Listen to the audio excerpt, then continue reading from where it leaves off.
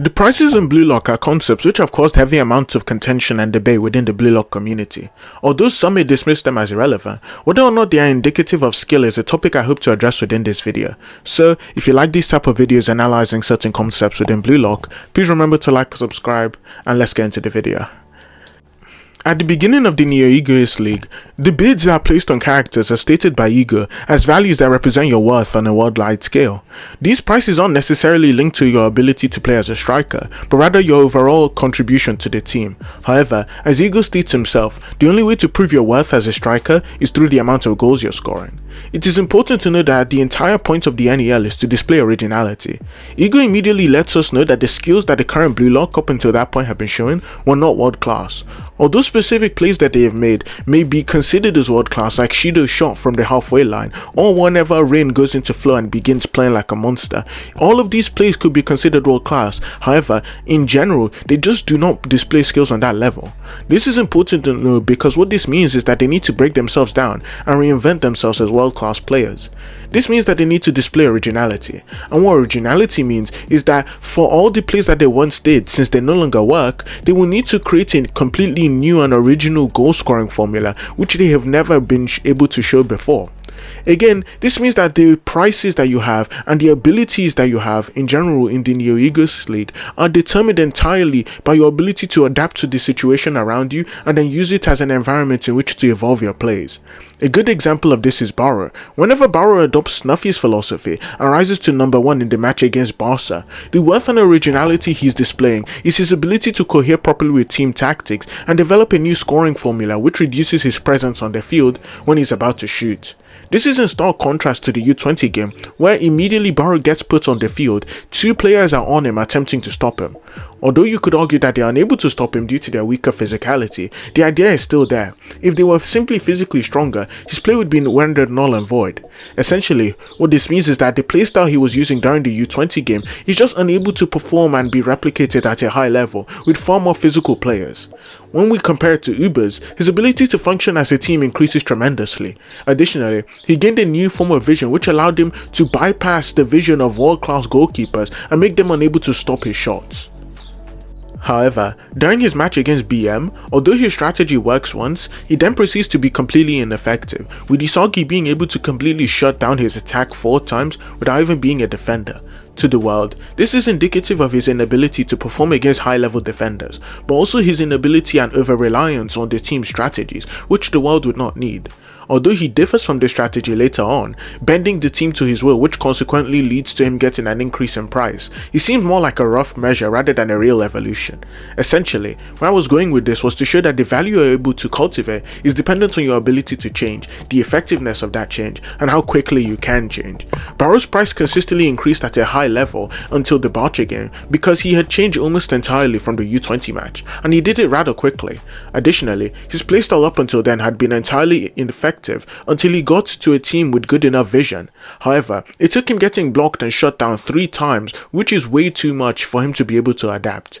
To make this extremely clear, what this means is that your value directly corresponds to your ability to prove your own originality, and that originality's worth on the field. As I mentioned in the past video, Ego says verbatim that the worth of a striker is determined by their goals.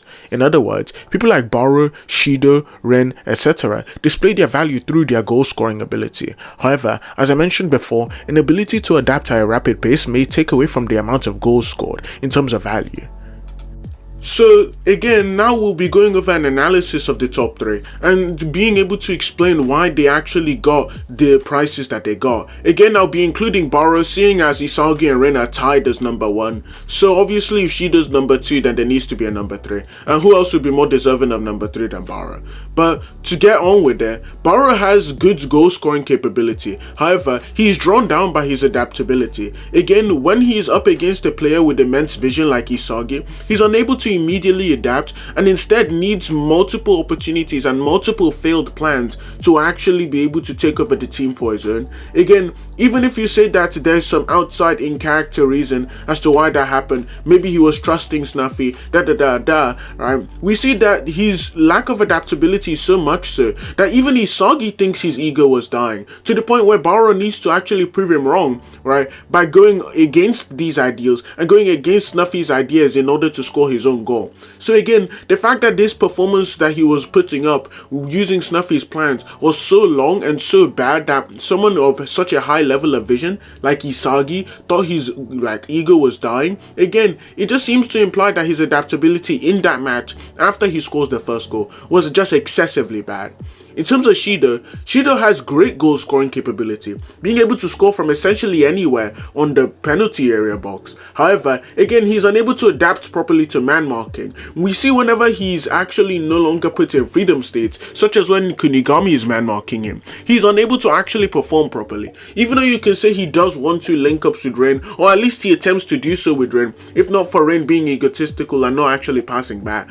Right? He's unable to actually get past Kunigami on his own. He's unable to use his teammates to actually get past Kunigami. He relies on Zantetsu actually coming in on his own and using his own initiative to actually suppress Kunigami and make sure that Kunigami runs out of stamina in order for Shido to reach his freedom state.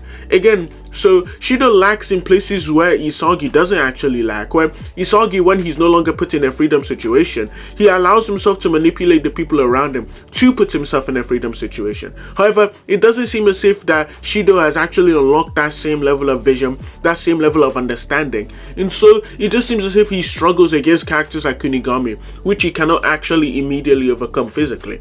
Now, to start off with the number 1 of Blue Lock, Itoshi Rin, I'll be making a video on him in future, but let's just go over what he has done now. So, Rin has excellent goal scoring capabilities, with him having one of, if not the highest goal scoring capabilities in Blue Lock, aside from someone like Isagi, of course.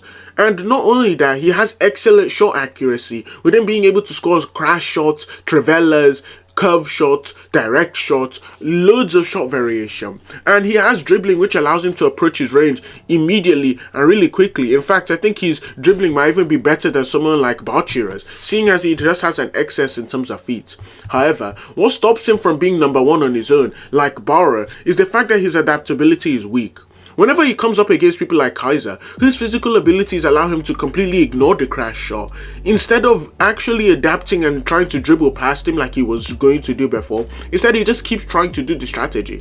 Again, his reliance on crash shots after he goes into his flow mode, and his over-reliance on seeking that high that he thinks will make him evolve further and further, allows him to waste goal-scoring opportunities. We see it in the case with Kaiser, where Kaiser is actually able to steal the ball from him, which eventually leads up onto the counter attack, which ends up with the Basta mentioned scoring. So in a way, you could say that Rin's over-reliance on the crash shot actually lost his team the game, because if he didn't do a crash shot and he did a 1-2 with Shido, they would have gone on to score and win. So again, his over-reliance and lack of adaptability draw down his price, and they do not allow him to be the joint number 1 on his own. Again, when actually matched up against Isagi, who purposefully is drawing Rin into doing these crash shots, instead of Rin actually being able to ignore him and Rin being able to just drive past him and then score on his own, Rin struggles against these type of players who are able to sacrifice themselves, sacrifice their own body for the sake of stopping his goal. He's unable to get past them individually, right? Even we see this with people like Igaguri. He's struggling against Igaguri for such a long time, simply because at that moment in time, his playstyle was focused around physically bullying his opponent, which led on to Igaguri being able to draw out loads of fouls from him and being able to stop the play on a multitude of occasions. Again, generally, even though I would say that Rin and Isagi are the joint best strikers in Blue Lock at the time, right, it just is important to know that Rin does have this flaw, and saying that he doesn't have this flaw and is a flawless player would simply just be bias. With the second joint number 1, we have Isagi. Not only are his goal scoring capabilities top notch, matching the likes of Kaiser, in fact even exceeding him in almost all of the games after he gains Metavision, but his ability to keep the ball, link up plays with his teammates, and the ability to manipulate ego types that people have in order to properly score his own goals are skills that he has and nobody else within the Blue Lock program is actually able to replicate. However, by his own admission, he lacks the individual ability needed to take his dominance on the field to the next level. If he gave Isagi higher dribbling, he'd become a monster that nobody is able to comprehend. However, again, if you somehow are able to outread Isagi completely and put him in a situation where he has no freedom, you'll notice that he's unable to actually play as well as he was able to before. Again, even though you could say Isagi's adaptability allows him to counter that, right? Again, if it's against somebody who has largely high vision, someone like Pablo Pablo from the World 5, whose meta vision again should be the best in the series aside from Snuffy's, then you notice that Isagi just won't be able to perform as well. And that is a flaw that I think drags down his capabilities from being the number 1 in terms of Blue Lock alone without actually being matched by Ren. But with all that being said, all of the flaws that I've listed for these characters' playstyle limit their ability to be complete and fulfill the role that they've set out for themselves to a perfect level, that being the role of a striker. This also explains the increases in their prices because of the fact that as their flaws go up, or as I should say, as their prices go up, their flaws in their playstyle become less and less apparent. I think with all the information I've laid out, to say that values on teams assigned to them mean nothing and are completely unrelated to their skill are completely baseless. Not only does Isagi, whose entire narrative is becoming the best striker in the world, care about these prices immensely, showing their relation to skill, but also because these teams are trying to pick out for each position who is the most valuable. So in terms of comparing strikers, if one has a higher price than the other, that typically means that they are valued more for their ability in the role, to such an extent that they are willing to place large amounts of money to get them into their team. Additionally, you could also say that people's prices or bids are lower comparison to others due to things like, oh well, maybe we already have a strong midfielder, so we don't need this guy as much. And most of the teams say that in the case of Hiyori, for example, there's just an oversaturation of midfielders, which makes someone like him, even though he performs immensely well, less valuable than someone like Yukimiya, who's actually able to charge up the left wing, for example. But that's it for me. If you like these type of videos, please remember to like and subscribe. I'm really enjoying doing Blue Lock content. This has been Shenra, and I'm out. Goodbye.